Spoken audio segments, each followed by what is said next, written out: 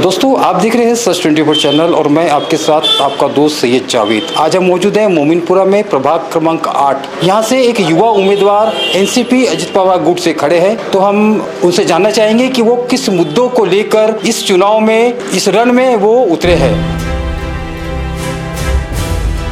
तो हमें बताइए कि आप कौन से मुद्दे लेकर इस इलेक्शन में आप खड़े हैं और क्या आपकी उम्मीद है कि इस इलेक्शन में आप कुछ अच्छा करके दिखाएंगे। सबसे पहले आपके न्यूज़ के और हमारे प्रभाग के सारे जनता वासियों को मेरे तरफ से आदाब अर्ज़ है। हमारा इलेक्शन में आने का सबसे बड़ा मुद्दा ये है कि हमको जो मोमिनपुरा के अंदर प्रभाग 8 के अंदर जो राजकारण चल रहा है, जिस तरह से मुस्लिम वोटर्स को मूर्ख बनाते हैं सिर्फ समाज के नाम पे, वो चीज़ का खंडन करके हमको एक युवा सोच के साथ काम के ऊपर, फोकस के ऊपर जो लाइन और लेवल से राजनीति होना चाहिए, वो राजनीति का हमको एकदम से स्तर चेंज करना है। आज यहाँ अपने लोगों का ये कहना होता है कि कांग्रेस को वोट दो, कांग्रेस को वोट नहीं देंगे तो भाजपा आ जाएगी। तो ये सारे चीज कैसा होता है कि जनता को और हमारे खासकर मुस्लिम समाज को मुद्दे से भटकाता है। ये प्रभाग 70,000 वोटों का प्रभाग है।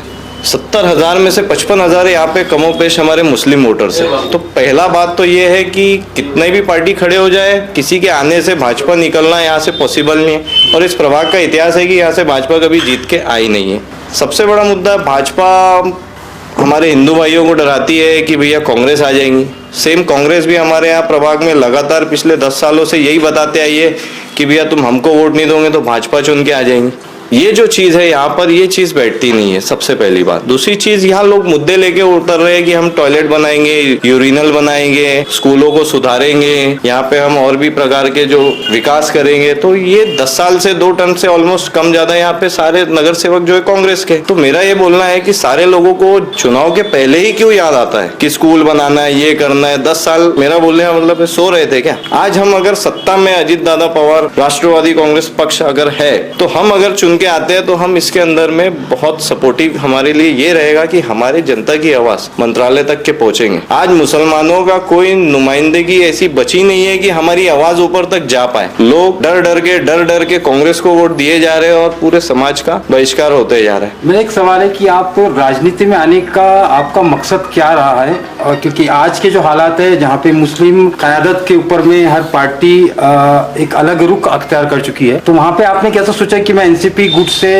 अपने कौम के लिए मैं राजनीति में आऊं और कुछ करूं? सबसे पहली बात, राष्ट्रवादी कांग्रेस पक्ष जो हमारा है, ये हमको आश्वस्त करता है कि आपकी टिकट किसको मिलने वाली है, किसको नहीं मिलने वाली। हमारा पक्ष 30 तारीख को दोपहर में 12-1 बजे भी फॉर्म नहीं देता है। हमें 1 महीने पहले से बताया जाता है कि आपको यहाँ से तैयारी करना है, आपकी यहाँ से टिकट पक्की है और इन मुद्दों पे आपको चुनाव लड़ना है। तो ये तैयारी करके जब एक कैंडिडेट उतरता है चुनावी मैदान में, तो वो अपना प्रचार भी अच्छे से कर पाता है और चुन के आने में उसको एक दिक्कत नहीं आती। आज हमारे पास एक मैनिफेस्टो है, हमारे पास सारा एक प्लान है कि हमको जीत के आने के बाद करना क्या है। आज कांग्रेस के जो प्रत्याशी है उनको ये पता ही नहीं होता है, जितने भी आजी माजी नगर सेवक जो भी है, उनको पता ही नहीं था 12-1 बजे तक 30 तारीख को कि टिकट मिलेंगी कि नहीं मिलेंगी। जब आपके रनिंग नगर सेवकों का माइंड सेट ये है कि हमको टिकट मिलेंगी कि नहीं मिलेंगी, जब आप खुद अपने बल पे आपके पैर के नीचे जमीन है कि नहीं आपको नहीं पता है, तो आप जनता की सेवा कैसे करोगे? और फिर लास्ट टाइम पे टिकट नहीं मिलती है तो फिर ये पक्ष को पूछते हैं, वो पक्ष को पूछते हैं, इधर से भी फॉर्म मिल जाए, उधर से भी फॉर्म मिल जाए। तो ऐसी राजनीति करने वालों का खुद का बेस नहीं है तो समाज का कल्याण क्या करे? 10 साल से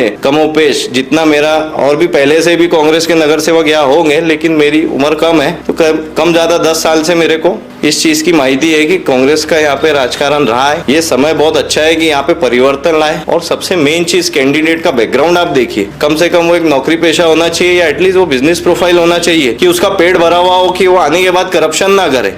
ये चीज लोगों ने देखना चाहिए। उसके बाद लोगों ने ये देखना चाहिए कि भैया इसका एजुकेशन कितना है। उसके बाद ये देखना चाहिए कि इसका फैमिली बैकग्राउंड क्या है। और रही बात मेरे चुनाव में उतरने की कारण और मेरा अगर पर्सनल एक मैनिफेस्टो है, तो यहाँ पे कई जगहें ऐसी खाली पड़ी है, जैसा हमारा ईदगाह खाली पड़ा है। तो हम अगर यहाँ चुन के आते हैं तो हम सत्ताधारी नगर सेवक रहेंगे, तो हम वहाँ पे कोशिश करेंगे कि वहाँ पे ईदगाह की जो खाली जगह है वहाँ पे इस्लामिक कल्चर सेंटर लाए। जो स्कूलों का स्तर एनएमसी का गिर चुका है, जो एनएमसी के यहाँ क्लिनिक्स थे जो बंद हो चुके हैं, उनको चालू करवाएंगे। आज सत्ता से ये चीजों को सपोर्ट मिलता है। आज आप सत्ता में नहीं और आप दावे करते हो हम चुन के आएंगे तो हम ये कर लेंगे, हम चुन के आएंगे तो हम वो कर लेंगे। भैया आप 10 साल से तो चुन के ही थे ना, जब आप क्या कर रहे थे? हमको अगर चांस मिलता है तो हम 101% मेहनत करके हमारी सीट को इंशाल्लाह जीतने की कोशिश करेंगे।